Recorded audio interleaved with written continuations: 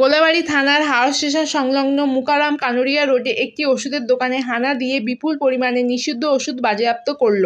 এ ঘটনায় 2 মালিককে পুলিশ গ্রেপ্তার করে। বিপুল পরিমাণে নিষিদ্ধ সিরাপ ও ট্যাবলেটের স্টক ছিল বলে পুলিশ সূত্রে জানা যায়।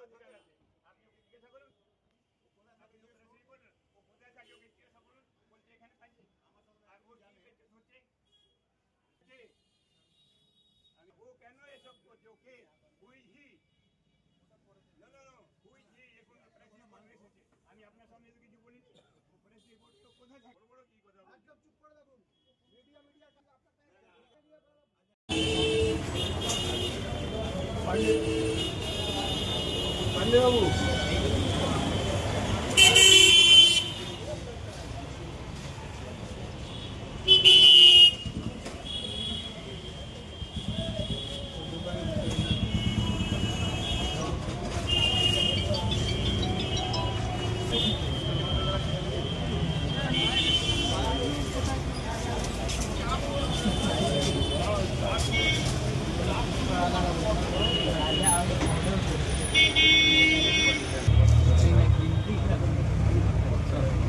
Thank you.